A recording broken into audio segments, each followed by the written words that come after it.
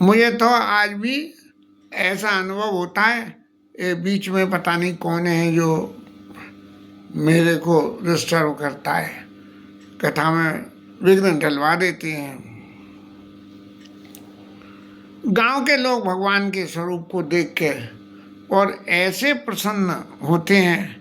अब उस गांव में बसने वाले, जंगल में बसने वाले लोगों को वो सौंदर्यता, भाई जंगल की सौंदर्यता तो नित्य देखते हैं, और अपने घर परिवार के जो भी कुछ सौंदर्य जैसी भी है उन सबको देखते हैं।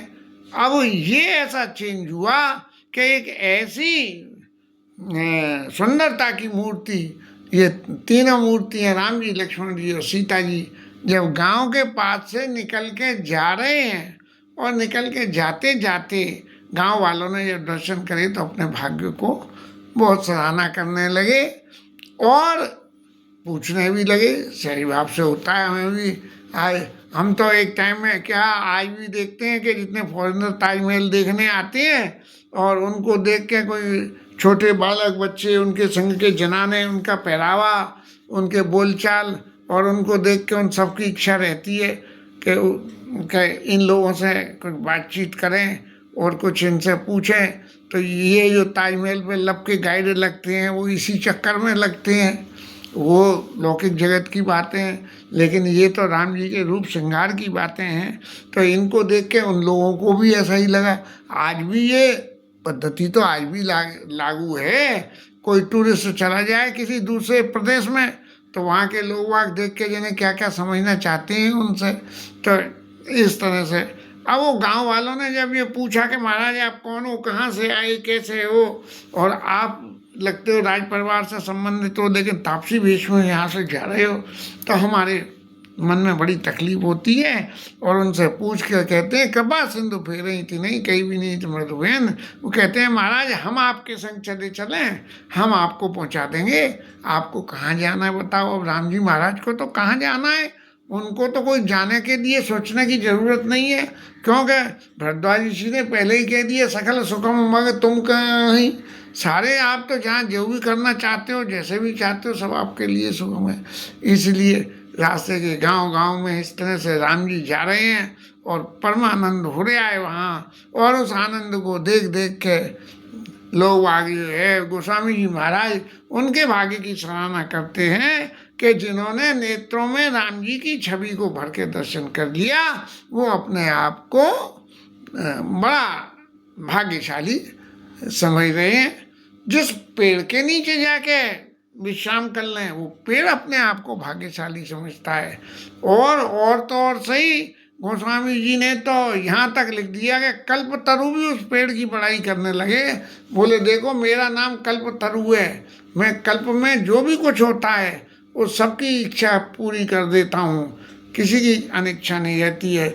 लेकिन फिर भी मेरी ये खूबी मेरे लिए कोई मायने नहीं रखती है। लेकिन जिस पेड़ के नीचे परम ब्रह्म परमेश्वर जाके विश्राम कर ले तो उसके भाग्य की बड़ाई कौन कर सकता है। ऐसी परिस्थितियों को देख के जब देवता लोग ये देख रहे हैं कि ऐसा ऐसा आनंद हो रहा है यहाँ, इन सब लोगों के भाग्य की ऐसी ऐसी सराहना हो रही है, तब क्या हुआ कि छा करहीं गण विबुध गना। अब देवताओं को भी शर्म आने लगी कि महाराज देखो हमारे काम के लिए राम जी महाराज वन में जा रहे हैं, तकलीफ पा रहे हैं। तो वो क्या करने लगे कि सूर्य नारायण से बचा के उनके ऊपर में छाया कर रहे हैं और फूल बरसा रहे हैं। इस तरह से राम जी महाराज जो है वन, उपवन, वाटिका, बाग, तड़ाग और पर्वत, इन सब का दर्शन करते हुए चले जा रहे हैं। अब ये तो वो बात रही कि जहाँ प्रत्यक्ष में गाँव वासियों ने दर्शन कर लिए इनको जाते हुए। अब गोस्वामी जी आगे ये कहते हैं कि बहुत से गांव ऐसे हैं कि जहाँ से निकल के तो चले गए महाराज राम जी, लेकिन लोगों को पता पीछे लगी कि अत्यंत सुंदर 2-3 मूर्तियाँ यहाँ से जो अभी निकल के गई हैं, अरे तुमने उनके दर्शन करे क्या? यदि नहीं करे तो अबला बालक वृद्ध जन करमी जई पछताए, और होई प्रेम बस लोग में राम जहाँ जाए। जहाँ जहाँ राम जी जा रहे हैं वहीं ऐसा आनंद हो रहा है। अब ये तो रही कि दर्शन करा और राम जी रास्ता में से चलते हुए निकल गए। अब वो परिस्थिति आई कि जहाँ राम जी और ग्रामवासियों के बीच में आपसी संवाद हुआ, और संवाद हुआ में क्या हुआ कि सजल बिलोकनी पुलक शरीरा, सब भय मगन देखी दो वीरा। सब लोग उनकी भगवान की कोमलता को देखते हुए, उनके स्वरूप के आनंद को देखते हुए नेत्रों में आंसू भर के, शरीर में पुलकायमान होके, और इतने मगन हो गए कि जैसे किसी गरीब को जो है सोने की ढेरी मिल गई हो, ऐसे भगवान के स्वरूप के सुख के। ये कल्पना करने की बात है कि भगवान के स्वरूप की वास्तविक सुंदरता जिसका वर्णन गोस्वामी जी महाराज करना चाह रहे हैं, वो वास्तव में कितनी है। हमारा तो मन भी इतना पका हुआ नहीं है कि हम कल्पना कर सकें, लेकिन हमारी जिह्वा इस बात को जरूर अनुभव कर रही है कि यदि वैसा स्वरूप हमारे सामने भी आ जाए तो हमारी भी ऐसी स्थिति हो जाएगी। अब समाज में सभी तरह के लोग वाग होते हैं। बहुत से लोगों ने दर्शन करके, अरे भैया राम जी की बारात बड़ी बढ़िया निकली है, और देखो फलानी यहाँ की बहुत बढ़िया थी।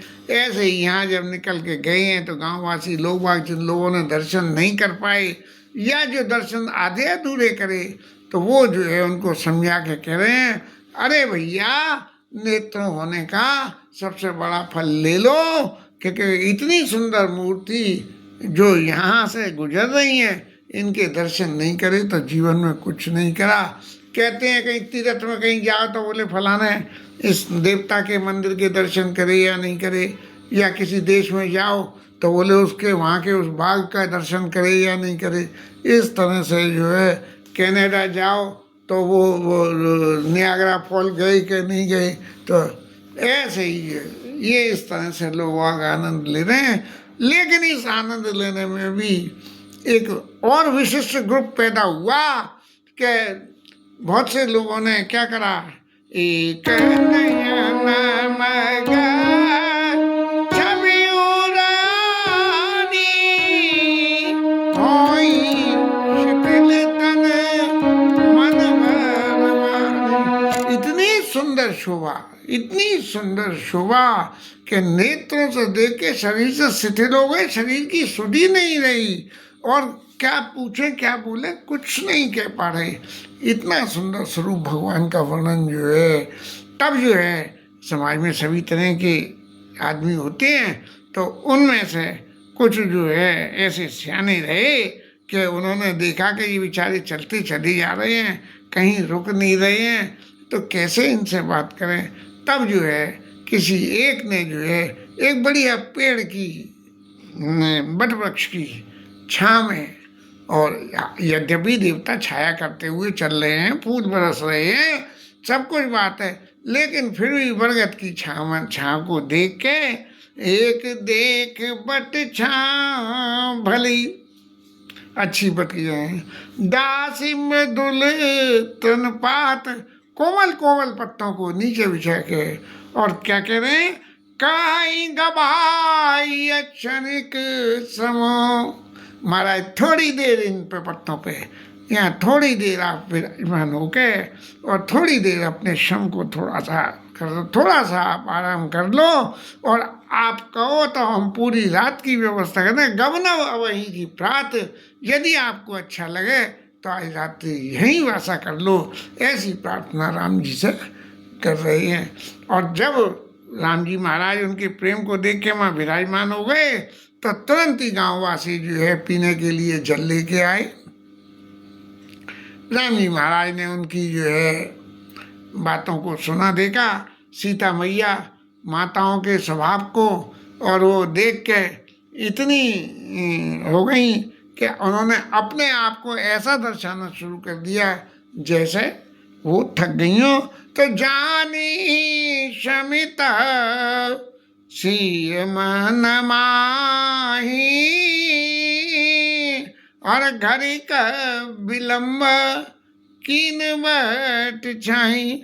थोड़ी देर के लिए जो है ये समझ के कि सीता मैया थक गई हैं, थोड़ी देर राम जी ने जो है वहाँ विश्राम करा, और उस विश्राम करने के उसको या कोई संत महंत तो घर में पधारे तो भक्तजन सब लोग इकट्ठे होकर चारों तरफ से उन्हें घेर लेते हैं। आजकल यूट्यूब पर तो सहज दर्शन में ऐसी चीज़ें खूब मिल रही हैं।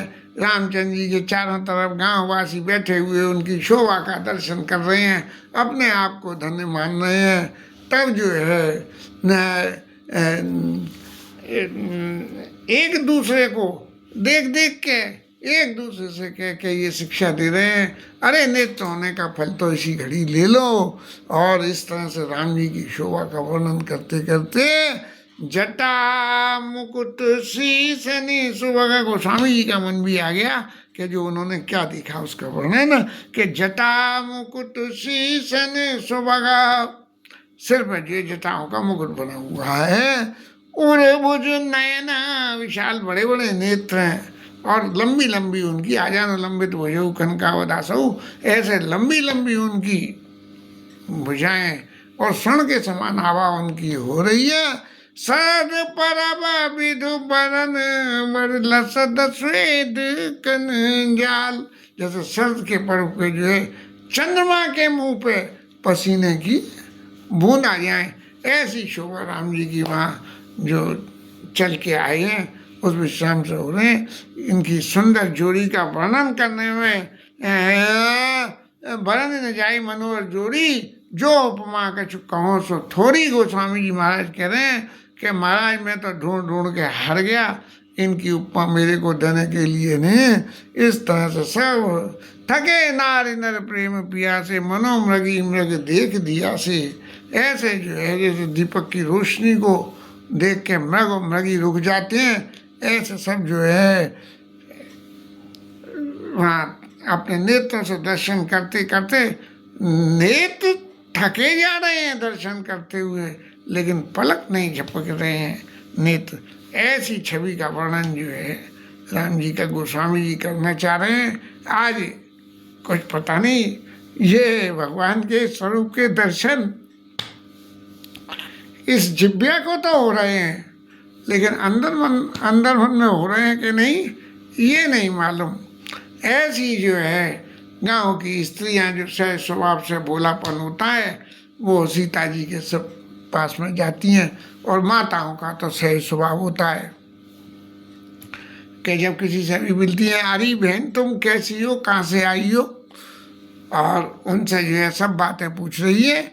और क्या कह रही है कि भले ही सीता मैया तापसी वेशियों के संग में हैं, लेकिन हैं राजकुमारी में, दर्शन में बिल्कुल राजकुमारी लग रही हैं।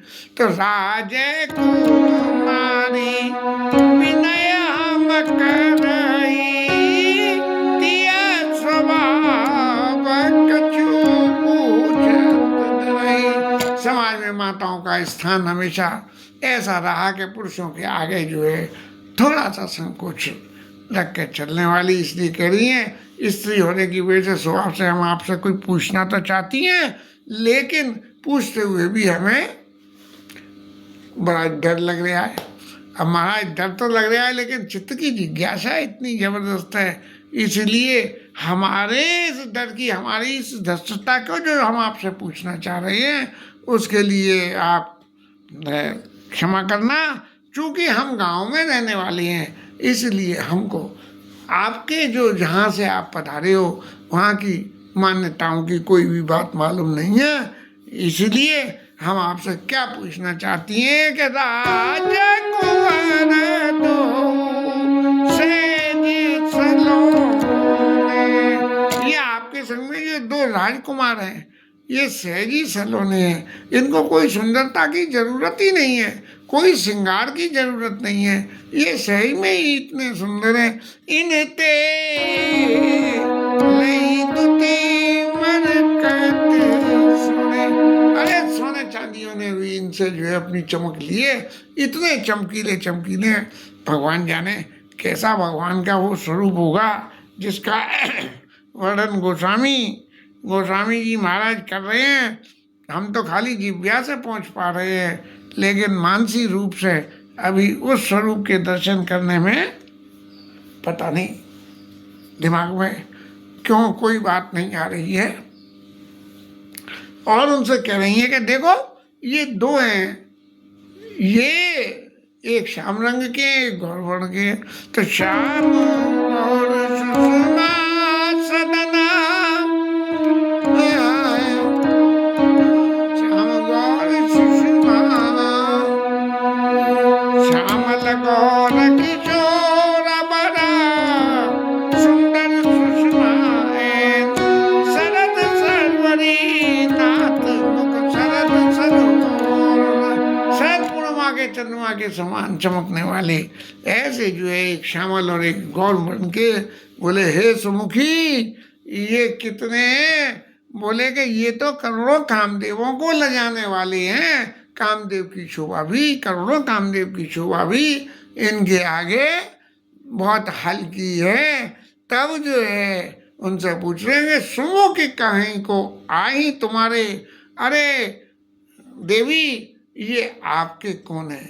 माताओं के संग में जब कोई भी पुरुष हो तो दूसरी माताओं को सही स्वभाव से ही होता है कि इन पुरुष की आईडी क्या है, ये इनके कौन है, इस बात की जानकारी करें।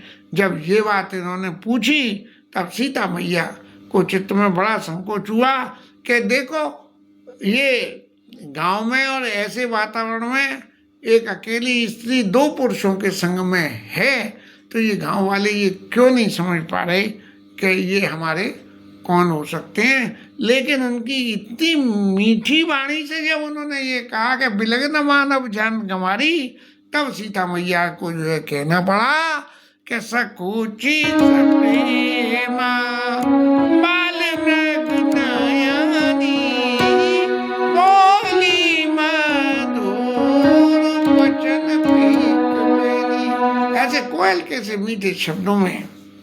और सीता मैया ने उनसे कहा, और क्या कहा, सहज सुभाय सुभग तनु गोरे, उन्होंने कहा जो सहज स्वभाव से ही जो है सुंदर हैं और गौर वर्ण के हैं, तो नाम लखन लगू देवर मोरे।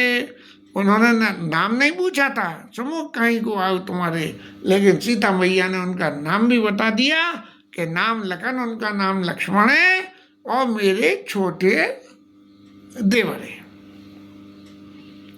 ये तो उन्होंने बता दिया। अब नंबर आया बोले कि अब राम जी की तरफ कैसे, क्योंकि हिंदू धर्म के अनुसार पत्नी पति का परिचय देने में बड़ा संकोच करती है। और क्या बोले, जे मेरे वो हैं, वो मेरे वो हैं। अब गांव वाले शहरी भाषा वाले समझ जाएं, गांव वाले समझे कि नहीं समझे कि ये मेरे वो हैं, इसका क्या अर्थ है, तो बहुरी बदाना, अपने चेहरे को ढक लिया, जैसे लाज आती है। कहते हैं वो गांव में मैंने YouTube वगैरह पे मैंने देखा कि वो जो लोक नृत्य में नाचती हैं प्रोफेशनलों की बात दूसरी है, लेकिन जो एमेचर आर्टिस्ट जो नाचते करते हैं उनमें माताएं लोग जो है अपना मुंह ढक लेती हैं सामने से। तो मुंह ढक के, तो मेरे चित्त में बड़ी आकांक्षा ये रहती थी कि ये मुंह ढक के क्यों नाचती हैं। शहरी लोग तो नहीं नाचते, लेकिन गांव वाले तो मुंह ढक के ही नाचते हैं। तब वो हमारी काम वाली ने जो है बताया कि अगर मुंह ना ढकेगी तो वो नाच ना पावेगी, क्योंकि जने कौन कहाँ से देख रहे, कहाँ से कहाँ बाकी चित्त पे लांछन लगे, तो इसलिए मुंह अपना ढक लेती है। मुंह बहुरी बताना विधुअंचल ढाकी, चंद्रमा जैसे मुख को अपने जो है आंचल से ढक लिया और पियत नचितई मौकड़ी बाकी, मुंह ढक लिया और गर्दन को यूं घुमा के ये और ये और ये यूं ट्राइंगल बना के ये जो है यहाँ को कहे मेरे मेरे वो है बहुरी बदन विद्वन की पियतन चितई भौं करी बाकी और खंजन मंजू तिरीछे नैननी, अपनी गर्दन तो घुमाई संग में आंखों को भी घुमाई और आंखों को घुमाई। अब माताएं तो जो है चाहे कितना लंबा पर्दा हो उसमें से भी सब देख देती हैं, सब दिख जाता है, सब आदत हो जाती है। तो उनकी नेत्र कैसे घूम रहे थे कि यूँ ट्राइंगुलर नेत्र घूम के जब त्रिभुज की दिशा में आए तब सुनते भाई मदद सब गाम बदूटी रंकन राय रास जन लूटी, इतनी प्रसन्न हो गई, देखो ये देवर हैं, ये इनके पति हैं, भगवान ने कैसी सुंदर जोड़ी बनाई है। अति सप्रेम सी पाए पड़ी बहु विधि दे आशीष और सदा सुहागन होई तुम जब लगी मही ऐसी।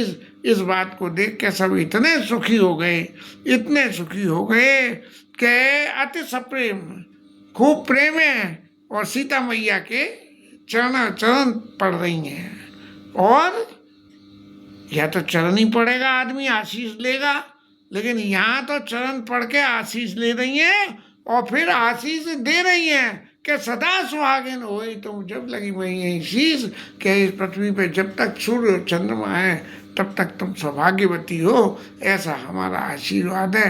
ये गांव का आनंद है। इसके साथ में ये कथा विश्राम और हरि नाम कीर्तन।